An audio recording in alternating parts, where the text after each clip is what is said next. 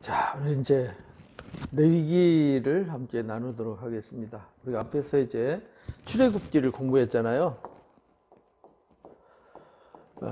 말 그대로 이스라엘 백성들을 하나님의 언약을 이루기 위해서 아브라함의 언약이죠.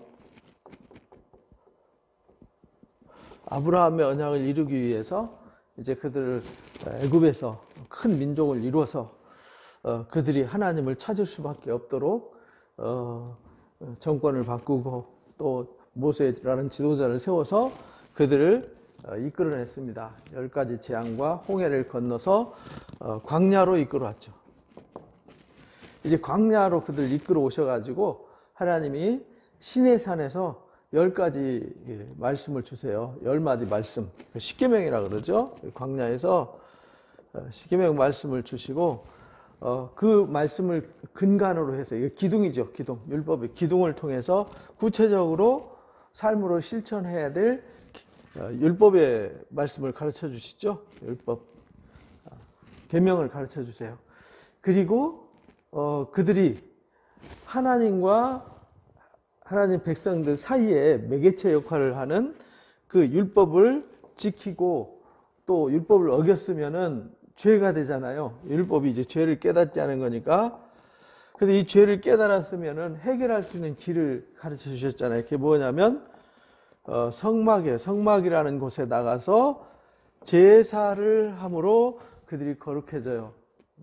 그래서 이들을 언약을 이루기 위해서 그들을 하나님의 강력한 권능과 은혜로 이들을 구원하셨어요. 구원하셔서 광야에서, 이 광야는 하나님밖에 없는 곳이에요. 하나님과 모래 바위밖에 없어요. 아무것도 없어요. 여기서 인간 스스로는 살 수가 없어요. 오직 하나님의 은혜로 사는 곳. 거기가 어디냐? 광야예요. 하나님의 은혜 없이는 살 수가 없어요.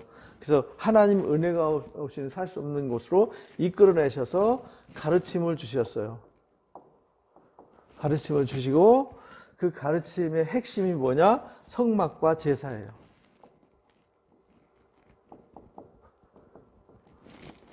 그런데 이 성막과 제사가 곧 예수 그리스도의 십자가의 역사를 조명하는 것이다 라고 이제 우리가 앞에서 배웠습니다. 그래서 오늘 이제 이 성막과 제사에 관해서 함께 나누도록 하겠습니다.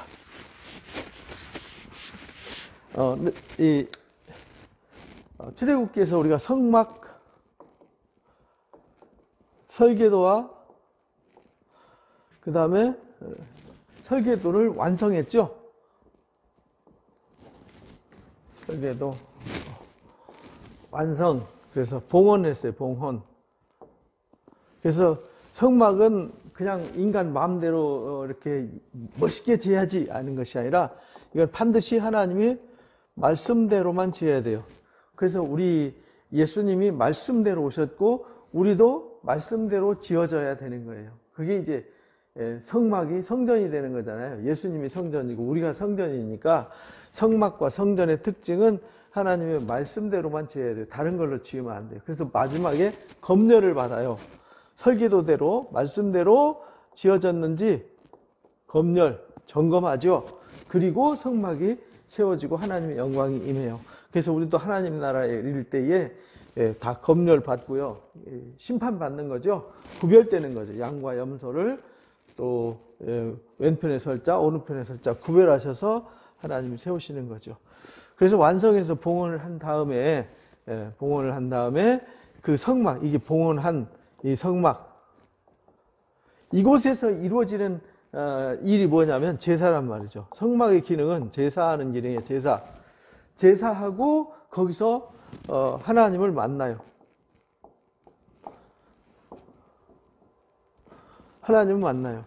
그러니까 이 성막과 제사가 하나님을 만나는, 또 이 하나님 백성들이 완성된 이 성막으로 나가서 이 하나님께로 나아가는 이 만남이 이루어지는 거예요. 그러니까 이 성막과 제사가 뭐 하는 것이냐면 죄를 속하는 것이에요. 죄를 해결하는 것이죠. 죄를 씻어주는 곳, 죄를 해결해주는 곳. 왜냐하면 죄 있는 사람은 하나님 앞에 갈 수가 없어요. 그래서 죄를 성결케 하고 하나님께 나아가는 길이 성막이에요. 그래서 우리가 예수 그리스도의 공로를 힘입지 않고는 하나님 앞에 나갈 수 없다고 이제 우리가 신약에서 배운 거고요.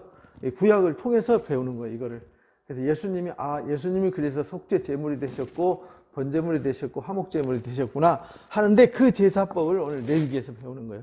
레위기 1장부터 9장까지 무슨 얘기냐면 제사법 얘기입니다. 1장은 번제 얘기예요. 번제. 2장은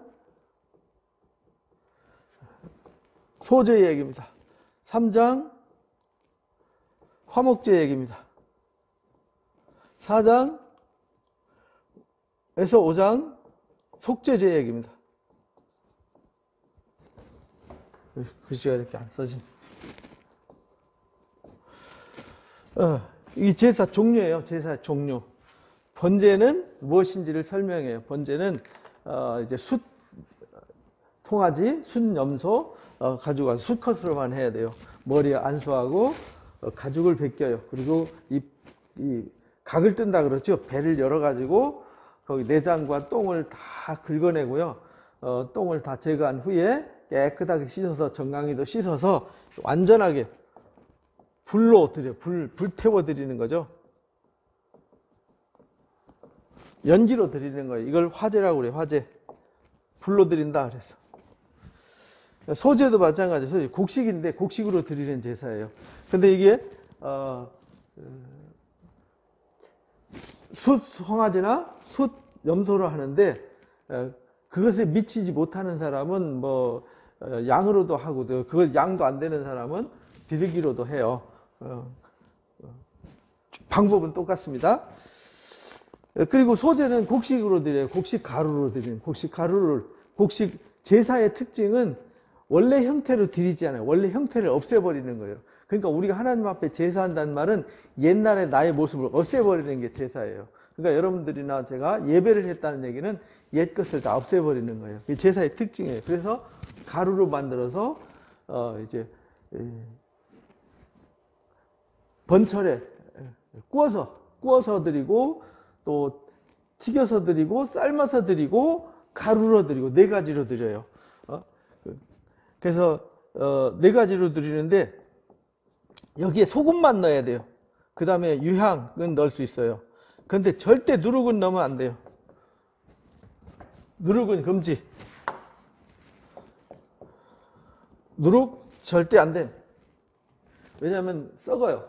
부패하게 되죠. 곰팡이 피고 부패하면 큰일 나죠. 이걸 제사에서 일주일 동안 드리고 그 떡을 물리면은 제사장들이 먹고 이러니까 또 이들이 행사 치룰 때 항상 무교병으로 했잖아요. 6월절 나올 때도 무교병으로 먹었는데 곰팡이 피지 않게 하기 위해서 그래요. 소금을 넣어서 이렇게 했어요. 제사의 특징이에요. 우리가 번제라는 것은 나의 삶을 완전히 드리는 거예요. 소제도 나를 완전히 가루로 만들어서 드리되 소금 언약으로 드려야 돼요. 언약의 말씀과 함께 나를 드려야 돼요. 여기에 이제 다른 것이 섞이면 안 돼요. 누룩이 섞이면 안 돼요. 화목제는 내장과 기름을 태우고 고기는 나눠 먹는 거예요. 여기는 그러니까 내장과 기름은 번제단 위에다 올려놔놓고 불로 태워서 연기로 드리고 가슴은 흔들어요. 그래가지고 제사장한테 줘요. 그리고 넓적다리는 높이 들어서 드려요. 그래서 흔들어 드리는 제사를 요제라고 그래요. 그리고 높이 들어서 드리는 제사를 거제라고 그래요. 요제와 거제로 드려서 제사장들이 제사한 수고의 몫으로 삼아요. 그리고 나머지 가슴과 넓적다리, 오른쪽 넓적다리 빼고는 제사한 사람들이 기쁨으로 즐거움으로 나눠 먹는 축제의 제사예요. 감사 기쁨 제사죠.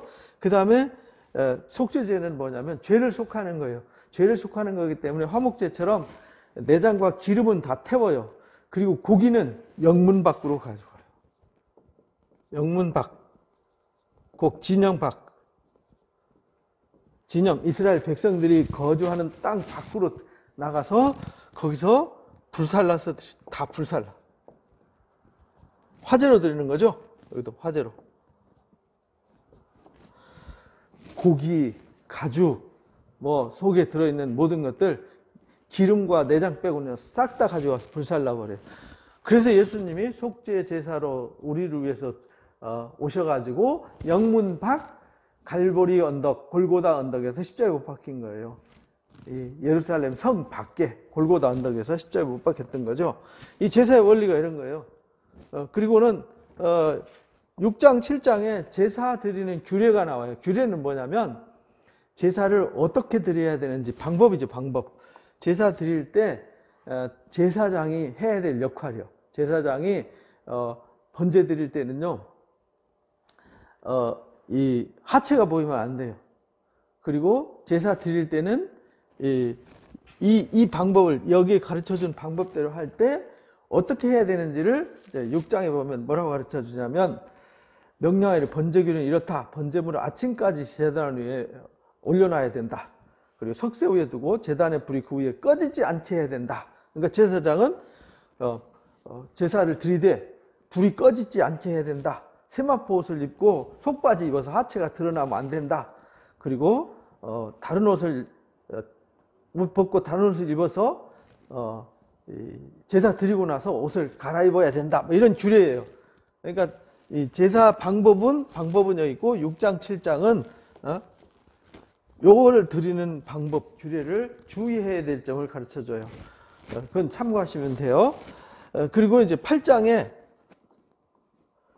여기 이제 뭐 화목제, 속죄제 드리는 규례도 똑같이 나와요. 소제 드릴 때도 어떻게 주의하고 뭘 해야 되는지 가르쳐 줬어요. 그러니까 항상 제사장은 제사를 드리되 하나님 앞에 거룩하게 드리기 때문에 어떻게 해야 되는지를 알고 제사를 해야 돼요. 모르면은 제사를 할 수 없어요. 그래서 제사장은 뭐 하는 사람이냐면 하나님 앞에 어떻게 거룩하고 어떻게 거룩한 규례를 지켜야 되는지를 아는 사람이에요. 그래야 다른 사람들을 가르쳐 줄 수 있어요. 오늘날 이제 교회 사역자들도 마찬가지죠.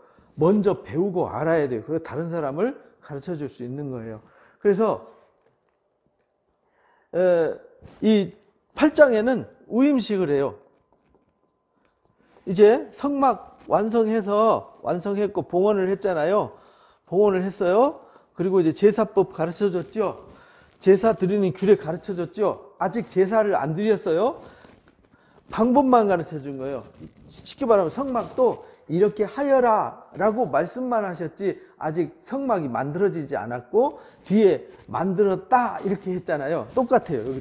여기도 예언이에요. 예언. 하여라, 이렇게 하여라, 소제도 이렇게 해라, 번제도 화목제도 이렇게 해라. 그리고 제사장은 제사 드릴 때 이런 규례로 해라 이렇게 가르쳐 주셨어요. 그리고 그렇게 할 수 있도록 제사장이 성별되어지는 거예요. 기름 부어서 거룩하게 구별하는 거죠. 그래서 제사장 우임식 하기 위해서 제사장 데려오면은 먼저 목욕을 해야 돼요. 깨끗이 씻어요. 그리고 옷을 입어요. 만든 옷 있잖아요. 머리에 관을 쓰고 여호와께 성결 띠두르고 이제 일반 제사장은 흰옷 속옷 입고 대제사장은 청색 반포 속옷과 함께 청색 옷을 입고 이제 에봇 입고 흉패 붙이고 견대 붙이고 이렇게 다 준비하는 거예요. 준비시켜 놔놓고 제사드릴 짐승들 가지고 오는 거예요. 순양, 수송아지, 순염소, 순양 가지고 와서 제사를 해요. 누가 집례를 하냐면 첫 제사이기 때문에, 첫 위임식이기 때문에 모세가 해요. 거룩하게 구별된 모세가 이걸 해요. 그래서 제사할 때는 뭐부터 하냐면 우리가 이제 레위기 1장에 보면은 번제, 소제, 화목제, 속죄제 이렇게 돼 있잖아요. 근데 우임식 할 때나 첫 제사 드릴 때는 뭐부터 시작하냐면 1번이 속죄예요. 2번이 번제. 소제가 여기 감사제사니까 이제 같이 들어가는 거예요. 감사제사, 희생제사니까. 세 번째는 화목제예요. 순서가 있어요. 그래서 우리가 하나님 앞에 오려면은 먼저 죄를 회개해야 돼요. 그리고 나 자신을 하나님 앞에 신앙 고백으로 나는 하나님의 것입니다 라고 나 자신을 드리는 거예요. 그리고 하나님이 용서해 주셨고 하나님 자녀 삼아 주시고 하나님의 백성 삼아 주셨으니까 기뻐하고 감사해야 되잖아요. 이건 잔치하는 거예요. 그러니까 예배 순서죠. 죄를 사함받고 내가 누군지 하나님 앞에 구별하여 드리고 기쁨으로 잔치하는 거. 그러니까 예배의 결국은 뭐냐면 기쁨의 잔치, 화목의 잔치로 끝나는 것이 예배예요. 그래서 이 3대 요소가 빠지면은 예배가 아니에요. 이 셋 중에 하나만 빠지면 예배가 될 수가 없어요. 속죄만 드리면 예배 아니에요. 속죄와 번제만 드리면 예배가 아니에요. 반드시 화목 제사를 드려야만 예배가 되는 거예요.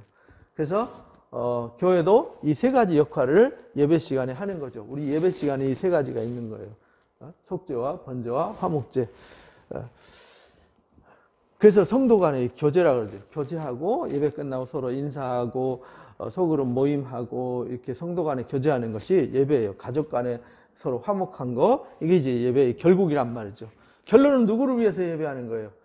하나님의 영광을 위해서 예배하지만 누가 하나님의 영광이에요? 우리가 하나님의 영광이 돼야 되는 거잖아요. 하나님의 영광은 그냥 영광이 하나님께 아니라 하나님이 우리를 위해서 일하셨잖아요. 일하셔서 죄를 용서해 주셨고 우리를 구별해 주셨고 우리와 화목해 주셨으니까 우리가 기쁨으로 하나님 앞에 열매가 돼야 되는 것이 이게 제사의 속성이에요.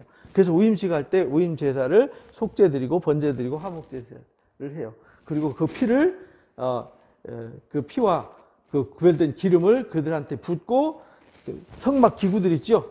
성막 기구들한테 다 발라요. 피를 발라서 거룩하게 구별을 해요. 그리고 기름을 부어요. 그래서 우임식을 해요. 그리고 속죄 제사를 드려서 이제 자격이 생겼어요. 제사장들이 대제사장과 아론과 그 아들들인 제사장들이 우임식을 함으로 제사할 권한이 주어지는 거죠. 그러니까 교회도 그래서 목사를 임직하는 거예요. 장로를 임직하는 거죠. 권사를 임명하고 임직하는 거죠. 왜냐하면 그래야 하나님의 거룩한 예식에 참여할 수 있고 예식을 할 수 있는 권한이 주어지는 거예요. 그래서 앞에서 설교하고 성경을 가르칠 수 있는 권한이 주어지는 거죠. 아무나 막 가르치면은 무질서해지잖아요. 그래서 질서를 세우기 위해서 이렇게 해주신 거예요. 그러니까 이걸 이제 우리가 우임식을 했어요. 그리고 우임식까지 끝났어요. 이제 첫 제사 드리는 거죠. 첫 제사. 이거 이제 구장은 여러분 잘 보셔야 돼요. 이게 구장이에요. 구장에 제사 가르쳐 줬어요. 제사 규례 가르쳐 줬어요. 그리고 우임식을 했어요. 그래서 요 가르쳐 준 대로 첫 제사를 드려요. 똑같이 모세가 우임식 할 때 제사했던 것처럼 여기 똑같이 1번, 2번, 3번 제사, 속죄, 번제, 화목제 드리고 내려오니까 하나님의 영광이 임했더라. 영광이 임했더라. 이렇게 구장해놔. 단순하죠? 사실 레위기는요, 쉬워요. 레위기는 굉장히 어려운 것 같지만 처음에 이게 뭔가라는 내용만 알면요, 레위기는 너무 재밌고 쉬워요. 그래서 첫 제사를 드렸어요. 그랬더니 하나님 영광이 임했어요. 근데 10장에 아론의 아들 나답과 아비후가 하나님께서 주시지 않은 다른 불로 제사를 했어요.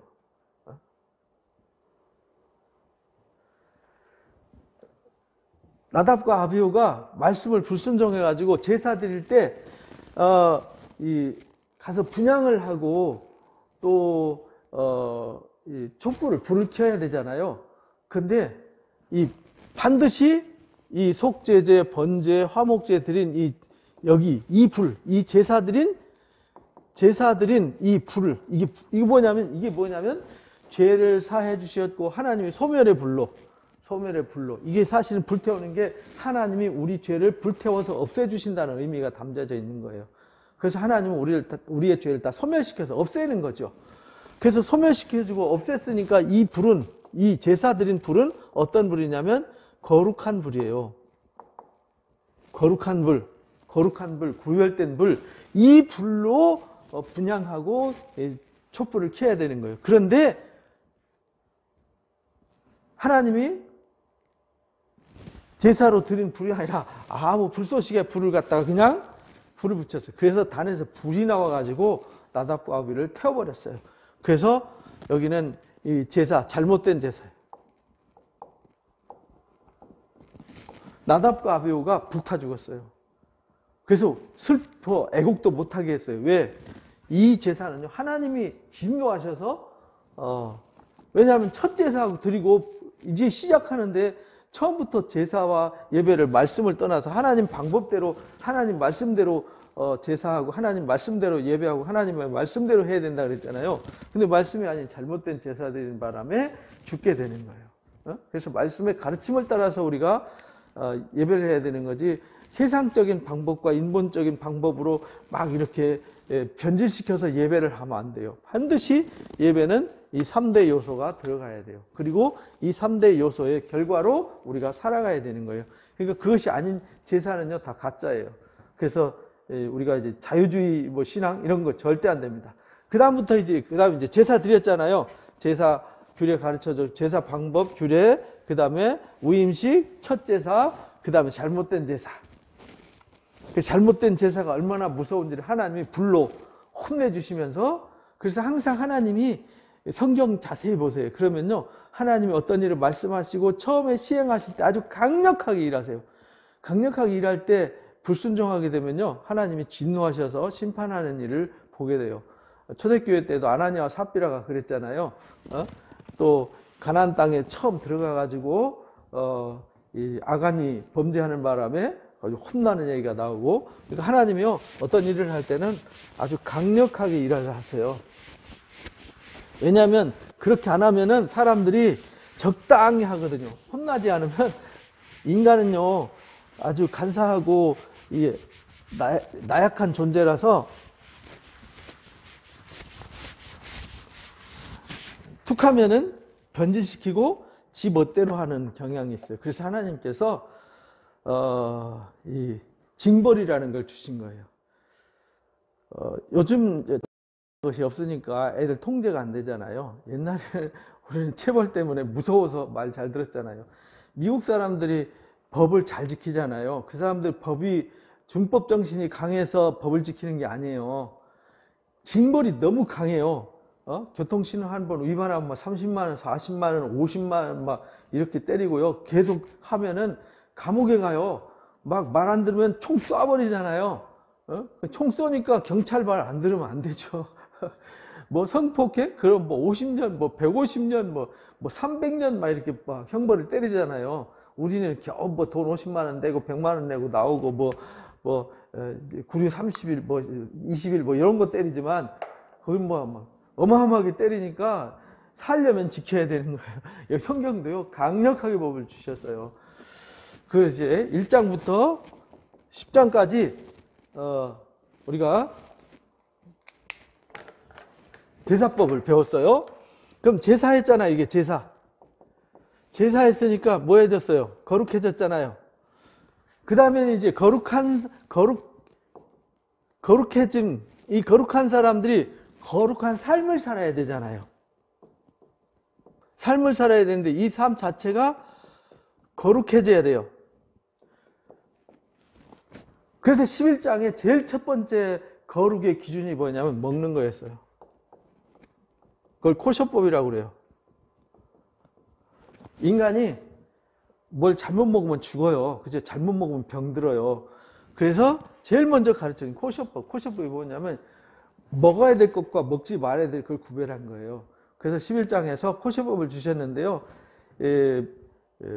물고기를 먹을 때 비늘 있고 지느러미 있는 물고기는 먹을 수 있어요.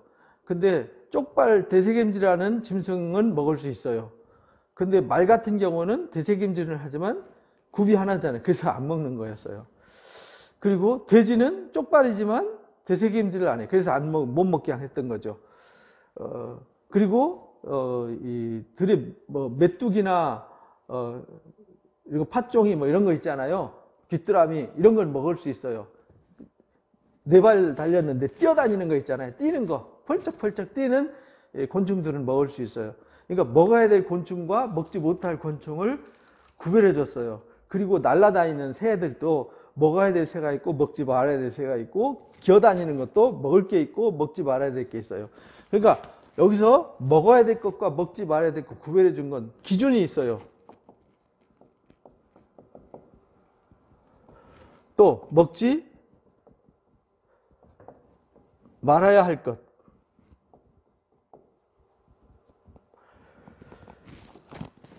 이거 기준은 거룩이잖아요, 거룩. 이거는 구별해 주세요, 구별. 근데 구별 기준이 뭐냐면, 우리가 먹을 것과 먹지 말아야 할 거예요. 그럼 기준이 누구겠어요? 짐승이 아니라 사람이죠. 이게 이제, 이거는 생물이잖아요. 짐승, 곤충, 또 물고기, 날아다니는 새, 들짐승, 이런 건데, 이게 먹어야 될 거, 먹지 말아야 될 건 하나님이 기준이 아니에요. 하나님이 이 짐승은 이쁘고 저 짐승은 밉고 그게 아니라 구별 기준은 누구냐면요. 사람이에요, 사람. 택하신 백성. 사람이란 말이죠. 그러면은 사람한테 이것이 먹어서 유익하냐 안 하냐를 기준으로 잡은 거예요. 전염병을 옮긴다든지 또는 산업다든지 또 집에서 통제해서 인간이 키울 수 있다든지 없다든지 또 기후와 환경에 맞든지 안 맞든지 이런 걸 기준으로 해서 하나님이 먹어라 먹지 마라 구별해 준 거예요. 그럼 누구를 위해서 주신 법이에요? 모든 율법 모든 말씀은요 사람을 위해서 주셨어요. 사람 살리려고 사람을 거룩하게 구별하려고 주셨단 말이죠. 그래서 먹어야 될 거. 오늘날, 그러니까 지금은 이거는 그때 당시에, 고대 당시에 사람들에게 주셨어요. 그럼 오늘날 우리도 먹어야 될 게 있고 먹지 말아야 될 게 있잖아요. 한대지방에 사는 사람과 열대지방에 사는 사람들이 먹는 음식이 다르잖아요. 근데 지금 이스라엘 백성이 어디서 사냐면 출애굽에서 광야를 지나서 가나안 땅에 들어간단 말이에요. 그 사람들한테 먹어야 될 음식이었어요. 오늘 우리 여기 조선 땅에 사는 사람들, 대한민국 땅에 사는 사람들이 아니라고요. 그래서 오늘날 우리는 이 말씀을 적용을 해서 우리 대한민국 땅에서 먹어야 될 게 있고 먹지 말아야 될 게 있잖아요. 먹지 말아야 될 걸 먹어서 전염병이 생기고 문제가 생기는 거잖아요. 그래서 이거를 가르쳐 주신 거예요. 그래서 교회도 먹어야 될 음식과 먹지 말아야 될 게 있어요. 술 먹지 마라. 왜? 성경이 금하는 거잖아요. 담배, 그거 유익하지 못한 거 먹지 마라. 먹지 말아야 돼요. 그거 먹지 말라는 거 굳이 마약이니 뭐니 안 좋은 것들 지저분하고 혐오식품은 안 먹는 게 좋습니다. 그거 안에도 먹을 거 많은데 꼭 굳이 그걸 우겨서 먹으려고 하는 어리석은이가 피 먹지 말라는데 그지 오리피 먹겠다고 노루피 먹겠다고 그 빨대 꽂아가지고 끔찍하게 하지 말라는 거죠. 하지 말라는 거 유익이 없으니까 하지 말라는 겁니다. 이것이 고시법이에요. 그래서 내가 거룩하니 너희도 이 먹는 것으로 인해서 더럽히지 마라. 우리가 먹어서 몸이 상하고 백성들한테 문제가 생기면은 하나님이 거룩함이 무너지잖아요. 하나님 먹으라고 했는데 먹어갖고 내가 죽었어요. 그럼 하나님이 거룩해지겠어요? 그래서 안 돼. 내가 거룩하잖아. 그러니까 너희들 또 먹는 것도 거룩한 거 구별해서 먹어야 돼. 이런 말입니다. 그 다음에 12장은요. 생명을 잉태하는 여인에 관한 줄이에요. 11장 코셔법 12장 12장은 다시 정리를 할게요. 깨끗하게 1장에서 10장 제사 거룩 11장 먹는 음식 그 다음에 12장 생명 탄생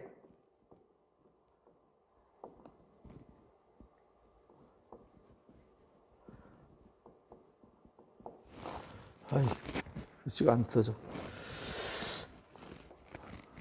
여자아이를 낳으면요 7일 동안 부정해요. 그렇지. 아들 낳으면 여기 이제 구별했어요. 아들, 딸. 아들 낳으면 7일 동안 부정하고 8일째 되는 날 할례를 해요. 그리고 33일 동안 부정해요. 그리고 33일 지나면 집비둘기 2마리. 원래 양이 있으면 양하고 비둘기 1마리 가지고 와서 속죄를 하는데 양 들을 형편이 안 되면 비둘기, 산비둘기 2마리 가지고 와서 속죄 제사를 해요. 예수님의 모친 마리아도 누가복음 2장에 보면은 이 정결규례 행했던 게 나오죠. 예수님의 모친 마리아도 이걸 지켰어요. 그리고 딸을 낳으면요 14일 동안 부정해요. 그리고 66일이 지나야 몸이 성결해져요. 성차별하잖아요. 그죠? 성차별하는 게 아니라 여기 그리고 그 기간 동안에는 부정하다 해가지고 사람이 접근 금지 시켰어요. 왜냐하면 그때가 여인이 아이를 낳고 면역력이 가장 떨어지는 시기이기 때문에 부정하다 해서 이 엄마를 보호한 것이고요. 이제 갓 태어난 아이들을 전염병이나 요즘처럼 위생시설이나 약이 있고 주사가 있고 이런 게 병원이 있고 이런 시대가 아니잖아요. 전염병 들면 몰살했어요, 옛날에는. 그래서 아주 강력하게 보호를 해주셨어요. 근데 왜 아들은 33일이고 여자들은 66일이냐? 여자들은 생명을 잉태하고 생명을 양육하는 아주 중요한 모체잖아요. 그래서 하나님이 이 모체를 더 소중하게 여긴 거예요. 여자들 더 괴롭힌 게 아니라 여자를 더 중요하게 여긴 거예요. 왜? 이 여자들은 생명을 잉태하고 생명을 양육하는 소중한 그릇이잖아요. 그래서요, 12장에 그걸 가르쳐 주신 거예요. 그 다음에 13장부터 14장에는요, 이 전염병 얘기예요. 요즘 코로나 때문에 시끄러운데 이 전염병 얘기입니다. 그때 당시에 전염병이 뭐냐면 나병이었죠. 한센시병이라고 그러죠. 이 나병을 구별하는 것을 제사장들한테 피부 색깔이나 피부의 이 반점이나 또 화상을 입었을 때 반점이나 이런 걸 봐가지고 나병이 뭔지를 구별하게 했어요. 그리고 나병이면은 구별해서 따로 조언을 만들어서 이 전염되지 않도록 구별을 시켰어요. 그리고 14장에서는 13장 말미에서는 나았는지 안 나았는지 구별해야 되잖아요. 그래서 나았으면은 확인한 다음에 일주일 동안 구별해서 놨다가 나병이면 분리시켜버리고, 나병이 아니면은 분리시켰다 전염병이 치료되면은 돌아오고, 또 나았는지 안 나았는지 확인해서 나았으면은 다시 진영으로 돌아오게 하고, 이렇게 한 병이에요. 그러니까 하나님께서 먹는 거, 그 다음에 생명이 탄생하는 거, 이건 뭐냐? 환경이잖아, 환경. 전염병, 인간이 사는 환경이 거룩하고 깨끗해야 돼요. 먹는 것도 생명도 거룩하고, 그 다음에 환경도 거룩해야 돼요. 그래서 집이나 텐트에도, 옷에도 나병이나 전염병, 오음이나 이런 것이 있으면은 그것을 다 불태우거나 그 돌을 빼서 없애버리거나 막 벽을 긁어서 그 전염 요인, 곰팡이죠, 일종의 곰팡이 같은 걸 다 취하게 했어요. 다 이게 뭐냐? 위생이잖아, 위생. 누구를 위한 거예요? 다 하나님이 제사도 누구를 위한 거냐? 하나님을 위한 게 아니라 하나님 백성을 위한 거라면, 부정한 인간, 죄인된 인간을 거룩하게 하는 거예요. 근데 먹는 것으로 상하면 안 돼요. 생명이 태어나는데 귀한, 생명 탄생하는 것보다 얼마나 가치 있고 위대한 게 어디 있겠어요? 그걸 구별하는 거죠. 전염병도 큰일이죠. 그 다음에 15장은 유출병. 쉽게 말하면 성병이죠. 성병. 남자들 성기와 여자들 성기에서 생기는 성병을 주의를 시켰어요. 성병이 있으면, 또는 설정을 했으면, 성관계를 했으면 성결케 했어요. 그래서 남녀의 성관계를 굉장히 거룩하게 구별을 해주셨어요. 부정한 게 아니고 더러운 게 아니잖아요. 그래서 성결케 했어요. 그래서 우리가 잘 알듯이 옛날 패스트로 인해 가지고 유럽의 인구 3분의 1이 14세기에 아주 쑥대밭 됐잖아요. 그러고 나서 이제 그걸 극복하고 나서 유럽의 문화가 막 발전하고 근대 시대로 막 접어들면서요, 유행했던 병이 뭐냐면 성병이었어요. 왜냐하면 성을 너무 문란해 가지고 하나님 성병을 주셔 가지고 아주 성병 때문에 난장판이 됐었죠. 그래서 하나님이 여기 성에 대해서 구별해 주셨어요. 그래서 유출병에 관한 얘기입니다. 그 다음에 16장, 이게 이제 제사 드렸어요. 이렇게 해서 몸도 생명도 환경도 다 뭐 해야 돼요? 거룩해야 돼요. 그래서 16장에서는 이제 거룩해졌으니까 이제 1년 동안 이렇게 살아야 돼요. 거룩한 사람들이 거룩한 걸 먹고 거룩하게 탄생해서 절대 거룩한 환경에서 거룩한 삶을 살아야 돼요. 그랬는데 이들이 부지 중에 죄를 지었으면 대속죄를 해요. 그래서 16장에는 대속죄일 이야기를 해요. 그래서 모든 죄를 다 용서해 주는 날이 대속죄일이에요. 지금도 이스라엘 사람들은 대속죄일은요, 내가 당신한테 이런 죄를 졌습니다 고백하면 무조건 용서해야 돼요. 요즘도 그렇게 절기 지켜요. 대속죄일입니다. 그 다음에 17장에는 하나님 앞에 제사 드릴 때 제물은요 반드시 하나님 앞에 가서 성막에서 하나님의 회막 앞에서 잡아서 해야지. 딴 데 가서 하면 안 돼요. 딴 데서 하면 나중에 신명기 12장에 구별된 처소에서 반드시 예배하고 하도록 하셨거든요. 그래서 오늘날 우리도 마찬가지 예배를 할 때 하나님이 주의 이름으로 기름 붓고 주의 이름으로 공동체를 세워서 세운 곳에서 예배하지. 아무 데서나 예배하면 하나님 무질서한 하나님이잖아요. 그래서 나중에 민수기에서 가르치는 게 뭐냐면 질서의 하나님이에요. 하나님은 무질서를 부정하다 이렇게 말해요. 부정하다. 그거는 하나님이 함께할 수 없다. 그래서 무질서는 혼란을 말하잖아요. 하나님 혼란과 죄 속에는 함께하지 않아요. 그래서 제물은 반드시 정한 곳에서 해야 된다. 잡아서 하나님 앞에 예배해야 된다. 그 다음에 피는 절대 안 된다. 피 먹지 마라. 피는 거룩하다. 피가 곧 육체의 생명이다. 이 피가 곧 생명이에요. 왜 피를 먹지 말라 그러냐면 피 먹는 건 생명을 먹는 거예요. 그래서 절대 피 흘리지 마라 그런 거예요. 피 흘린다는 건 생명을 해하는 거잖아요. 그래서 피는, 그래서 예수님이 피 흘렸다는 얘기는 당신의 생명을 다 쏟으셨다는 뜻이잖아요.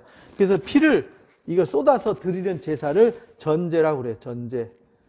포도주를 쏟아서 드리고 피를 받아서 드리는 제사를 이 생명을 온전히 다 바치는 거죠. 그걸 전제예요. 우리가 제사 방법이 이제 속죄제, 번제, 소제, 화목제, 속건제 이런 걸 배웠잖아요. 그리고 속건제사는 속죄제사하고 같이 연결된 거예요. 조건이 붙는 거죠. 붙어서 사람과 관계 속에서 누구를 손에 끼쳤으면 20%의 가산금을 물어내는 제사, 조건이 붙는 제사가 속건제사예요. 그래서 이 전제라고 하는 게 있는데, 이 제사 드리는 제사의 종류가, 제사 드리는 방법에 따라서 전제, 이거는 쏟아서 드리는 거, 화제, 이건 불로 드리는 제사, 그 다음에 요제, 흔들어서 드리는 제사, 거제, 높이 들어서 드리는 제사, 이 네 가지가 있어요. 그래서 주로 1번으로 많이 드리고요. 이건 화목제, 이거 2번은 화목제 제사 드릴 때 하는 거고요. 이거는요, 희생 제사 드릴 때 하는 것입니다. 그래서 피는 먹지 마라. 그래서 피 흘림이 있다는 얘기는 피 흘림이 죄를 속하는 거다. 양이 나 대신 피 흘리잖아요. 양이 나 대신 피를 대속하는 거예요. 내 대신 죽는 거죠.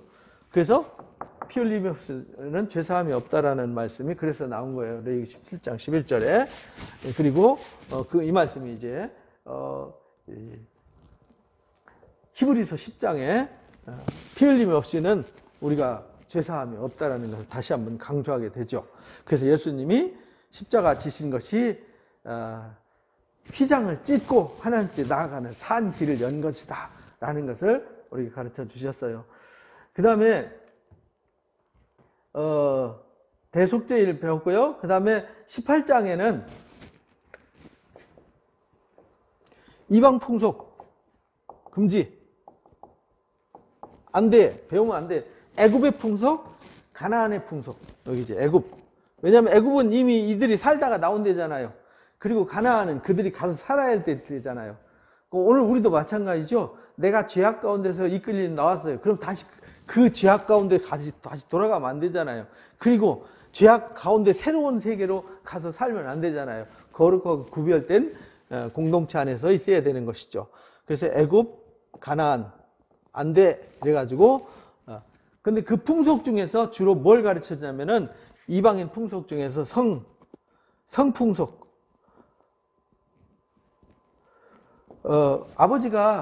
아버지가 아들의 아내를, 또 아들이 아버지 아내를 취하는 경우가 있었고요.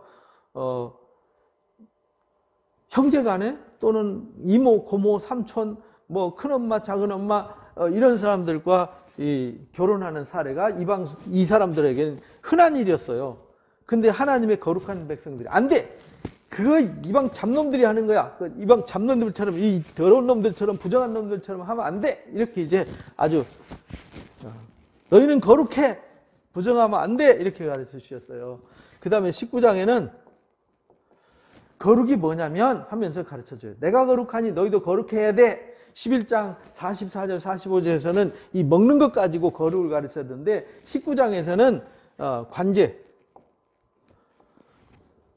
하나님을 사랑하고 이웃을 사랑해야 되잖아요. 하나님을 사랑하고 이웃을 사랑하는 게 무엇인지를 가르쳐 주셨어요. 반드시 하나님의 말씀의 법도를 따라서 이게 이제 하나님과의 관계, 그 다음에 사람과의 관계, 이게 관계가 거룩해야 된다는 거예요. 그래서 거기 규정을 이렇게 쭉 설명을 해놨죠. 하나님 중심을, 하나님을 경외하고 이웃을 내 몸과 같이 사랑하라는 일상생활 속에 꼭 지켜야 될 거룩한 삶의 규례와 법도들을 쭉 설명을 해놨어요. 예를 들자면은 너희 각 사람은 부모를 경외하고 나의 안식일을 지켜라. 헛된 것들을 향하여 절하지 마라. 화목제물을 드릴 때에 기쁨으로 받으시도록 드려라. 또 땅에 있는 곡식을 거둘 때에 밭 모퉁이 거 다 거두지 마라. 가난한 사람들, 짐승들도 먹고 살아야 될 거 아니냐. 너희는 도둑질하지 말라. 이웃을 억압하지 마라. 재판할 때 뇌물 받고 속여서 판단하고 하지 마라. 이런 거 있잖아요. 이런 거 관제. 삶이 거룩해야 된다는 거죠. 그래서 전부 다 이게 뭐냐면 하나님의 거룩을 가르치는 거예요.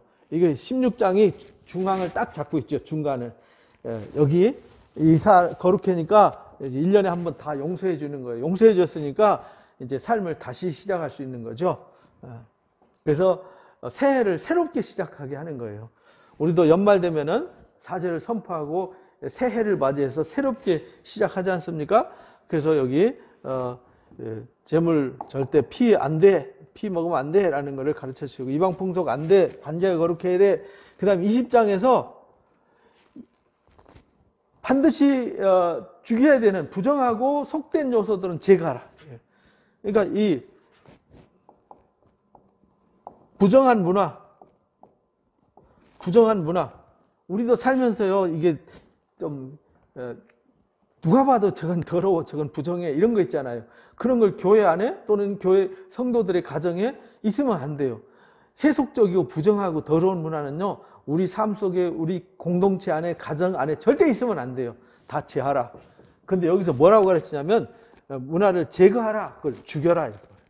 죽여라는 말은 없애라는 말이죠. 그러니까 여러분들 삶 속에 부정한 요소는 다 죽여야 돼요. 부정하고 불의한 것은 우리 나의 삶 속에 뿌리내리지 못하도록 다 제해야 된다. 그 다음에 21장은요. 하나님이 이제 이 모든 걸 이렇게 거룩하게 해줬어요. 그러면 여기 제사장의 규례. 제사장은 이게 인도자잖아요. 지도자.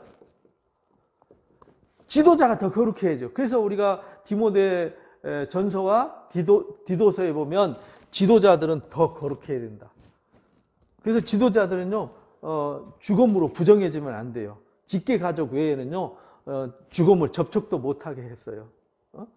그리고 결혼하는 것도 이혼한 여자 안 되고요, 부정한 이방 여자 안 되고요, 속된 여자 안 돼요. 거룩하게 구별된 여인을 택해야 돼요. 그래서 우리가 말라기 1장, 2장에 나오잖아요. 제사장들 이야기가. 말라기 1장, 2장이 제사장 이야기거든요. 그들을 위해서 성결한 여인을 구별한 이유는요, 경건한 자손을 얻기 위함이다. 이렇게 말했어요. 왜냐하면 제사장이 무너지면요, 곧 요즘 한국 교회가 계속 부끄러움과 수치를 당하는 이유는요, 지도자들이 말도 안 되는 일들을 하니까 지금은 시끄러워지는 거잖아요. 목사가, 장로가, 집사가, 권사가 똑바로 해야죠. 교회 직분자들이 예수님을 대신하고 하나님을 대신하는데 삶이 세상 사람보다 더 부정하면 안 된다. 이거 가르친 거예요. 더 거룩해야 된다. 책임감이 있어야 된다. 21장. 그 다음 22장은요. 성물 얘기예요. 성물. 하나님 앞에 거룩하게 구별해서 드렸으면 이게 하나님 거잖아요. 그러니까 부정한 사람 먹으면 안 돼요. 이방인들도 참여하면 안 돼요. 그래서 이 성물 규례예요. 성물. 이 성물은요. 정말 하나님 앞에 드려진 귀한 건데 우리가 하나님 앞에 드린 헌금, 하나님 앞에 드려진 소중한 물건들은요, 하나님 앞에 드린 거잖아요. 그러니까요, 귀하게 써야 돼요. 그래서 성물 규례 가르쳐 주시면서 일반인들은 성물 먹을 수 없어요. 그리고 부정한 사람은 성물을 가까이 하면 안 돼요. 그리고 제사장들이 돈으로 산 사람들은 제사장 가족은 먹을 수 있게 했어요. 그 당시에 거룩하게. 그리고 하나님께 드렸으면 물릴 수 없어요. 드려나는 실수했습니다. 제가 안 드리려고 그랬는데 잘못 드렸습니다. 이런 거 없다네. 우리 하나님 앞에 뭐 드릴 때는요, 부정하게 드리면 안 돼요. 하나님 앞에 드린 것이 거룩해야 되고, 또 부정한 걸 드리면 안 돼요. 거룩하게 성별해서 드려야 돼요. 그래서 우리가 헌금하는 것도요, 정성을 모아서 미리 준비해서 헌금을 하고, 또 하나님 앞에 뭘 이렇게 돕는 일을 하고 헌신을 해도 구별해서 준비해서 해야지. 무슨 동네 애들 그 껌값 주듯이 이렇게 하는 게 아니라는 거예요. 헌금은 목사한테 주는 게 아니잖아요. 누구 장로한테 주는 것도 아니고요. 이건 하나님 앞에 드리고 하나님 앞에 공동으로 위원회가 그거를 관리해서 우리 공동체와 또 공동체의 사역을 위해서 쓰는 거잖아요. 하나님의 거룩한 일을 위해서. 근데 이 성물을 함부로 쓰다가 무슨 공금 유용, 공금 횡령 이런 거로 이제 문제를 만드는 교회들이 있는 거죠. 그건 말이 안 되는 거죠. 그 다음에 23장은요, 절기를 가르쳤어요. 절기. 그러니까 이 모든 것을 거룩하게 해주고 그들을 이렇게 거룩하게 해서 이끌어 오셨어요. 그리고 거룩한 삶과 거룩한 관계와 거룩한 환경, 그 다음에 거룩한 인도자와 거룩한 성물에 대해서 가르쳐 줬어요. 그러니까 이 모든 걸 잃어버리면 안 되잖아요. 절기는 뭐냐면 잊지 말아요. 그래서 절기의 기초는 유월절이었잖아요. 유월절 잊지 말라고 무교절을 가르쳐 줬고요. 제일 먼저는 이제 안식일을 가르쳐 줬죠. 안식일, 그 다음에 유월절, 그 다음에 유월절을 잊지 마라, 무교절. 그 다음에 가나안 땅에서 첫 열매 거두면 첫 소득을 하나님 앞에 드리잖아요. 초실절. 그 다음에 그 후로부터 50일, 7 안식일 지난 다음 날, 다음 날에 오순절을 지켰어요. 이게 추수, 맥추를, 보리 추수하는 때, 그래서 맥추절이라고 그래요. 맥추절, 오순절. 그래서 절기는 유월절, 그 다음에 오순절, 그 다음에 가을에 드리는 초막절, 이걸 지키라는 거예요. 이게 3대 절기예요. 근데 요 중간에 초실절이 들어가요. 초실절. 왜냐하면 처음에 들어가서 첫 소득 얻었으니까 첫 것은 다 하나님 거예요. 그 다음에 여기 이제 새해를 선포해요.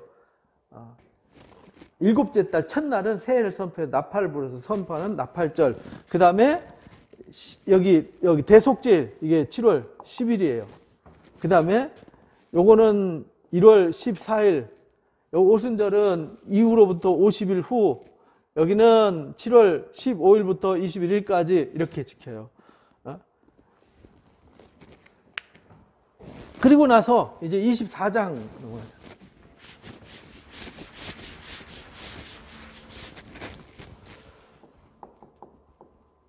24장은 이제 제사를 드렸잖아요. 그럼 제사장들이 해야 될 역할이에요. 제사장은 등불을 꺼뜨리면 안 돼요. 제사장들이 중요하게 해야 되는 등불, 그 다음에 떡, 안식일마다 새떡 떨어지지 않게 해야 되고 등불이 꺼지면 안 돼요. 그러니까 교회에 생명의 말씀과 진리의 등불이 꺼져 있으면 안 돼요. 기도의 등불, 말씀의 등불이 꺼지면 안 되고 말씀의 떡과 말씀의 등불이 꺼지면 안 돼요. 이게 제사장이 해야 될 일은요, 항상 하나님께 나아가는 길을 여는 거예요. 백성들이 하나님 앞에 늘 나아갈 수 있도록 하는 일. 이것이 24장 이야기예요. 그래서 하나님의 이름을 모독하면 안 돼요. 그리고 이제 이 두 가지와 함께 하나님을 모독하지 못하도록, 안식일을 범하지 못하도록 하는 일을 하게 했어요. 그 다음에 25장에 안식년과 희년을 가르쳐 주셨어요. 그때는 농경사회이기 때문에 6년 일했으면 제 7년에는 안식하는 거예요. 땅을 놀렸어요. 땅을 쉬게 했어요. 그리고 그 쉬는 동안에 땅이 휴식을 하고 들의 짐승들과 가난한 고아들이 먹고 살게 만들어 주셨죠. 희년은 7 안식년, 77이 7 안식년을 지나니까 49년째 되는 해. 49년째 되는 해 다음 해까지. 그래서 50년까지. 49년, 50년. 그러니까 이 해는요 3년간 쉬는 거예요. 안식년, 그 다음에 희년. 3년, 그러니까 2년 쉬니까 새 곡식을 먹는 게 3년째 되는 때 새 곡식을 먹는 거예요. 여긴 두 해를 쉬잖아요. 49년, 50년. 그래서 안식년과 희년에는요, 모든 것을 회복시키는 날이에요. 땅을 회복시키는 날. 희년은 기쁨을 선포하는 날이잖아요. 유빌라 때, 희년, 기쁨을 하나님 앞에 드리는 날이에요. 그래서 이 희년에는 무엇이든지 다 물러줄 수 있고, 무엇이든지 다 돌려줄 수 있고, 원상태 내가 원래 기업으로 다 돌아갈 수 있어요. 하나님 주신 축복으로 다시 다 돌아갈 수 있고, 회복에. 그래서 25장에서 가르쳐준 이 안식년과 희년은 회복에 관한 말씀이에요. 하나님이 우리에게 회복의 기회를 주신 거죠. 회복의 기회를 주셨어요. 회복이 거룩이에요. 그 다음에 26장은요, 이제 가나안 땅에 들어가서 첫 소득을 얻으면 하나님 앞에 거룩하게 구별해 드려야 돼요. 그리고 순종하면 복을 받고 불순종하면 저주를 받아요. 그래서 이게 신명기 28장에 이걸 다시 설명해요. 여기 신명기 28장과 연계해서 읽으시면 돼요. 순종하면 들어가도 복 받고 나가도 복 받아요. 근데 불순종하면요 7배, 7배, 7배, 7배 4번이나 강조해요. 7배나 저주를 받을 것이다. 하나님 말씀 떠나면 하나님이 도와줄 수 없어요. 그 말은 인간이 악해지고 더 악해지고 악해지고 더 악해지는 거예요. 그래서 하나님이 없는 세상은요 더 악으로 치달아가는 거예요. 순종하라는 말은 하나님과 동행하라는 뜻이잖아요. 이걸 26장에 가르쳐 주셨어요. 그 다음에 마지막 27장. 27장 얘기는 무슨 얘기냐면 서원법이에요. 하나님 앞에 서원했으면 하나님 앞에 뭐 할 때는 서원하잖아요. 하나님 제가 이렇게 살겠습니다. 이렇게 하겠습니다 할 때에 두리뭉실하게 하지 말라는 거예요. 이것도 아니고 저것도 아니고 이렇게 하지 말고 값을 정하래요. 값을. 그래야 지켰는지 안 지켰는지 구별이 되잖아요. 그래서 성인들이 드릴 때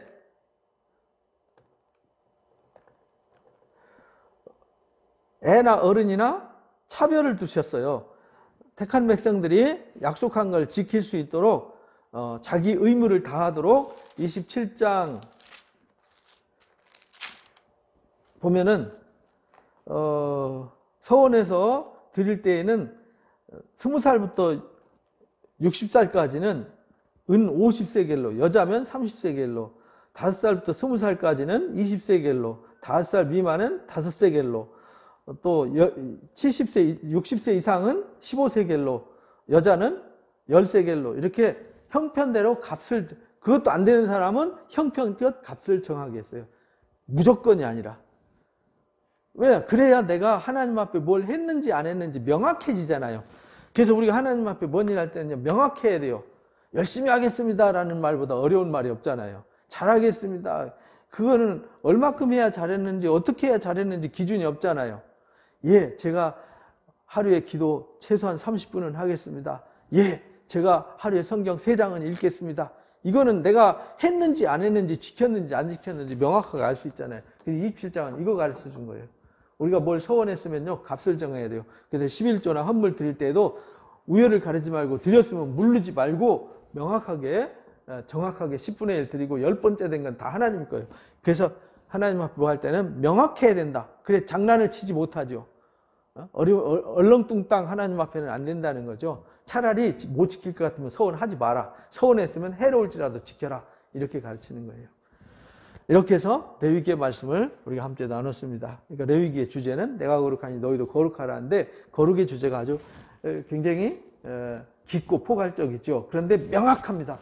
그래서 여러분들이 이 레위기를 잘 배우시면요 신앙이 거룩해질 수 있고요 무엇을 말하려고 하는지 알 수 있어요. 그래서 예수님이 이 제사법과 삶의 거룩과 또 이 거룩한 사역에 대해서 정확하게 가르쳐 주신 거예요. 레위기를 잘 알면요 이제 구약 성경이 환하게 보여요. 그래서 저 여러분이 레위기를 잘 배우셔서 구약뿐만 아니라 예수님의 사역과 사도들이 뭘 가르치려고 했는지, 또 마지막 날에 하나님 앞에 우리가 어떻게 구별되어서 하나님 앞에 세워지는지를 다 깨달아 구별되시기를 주님의 이름으로 축복합니다. 감사합니다.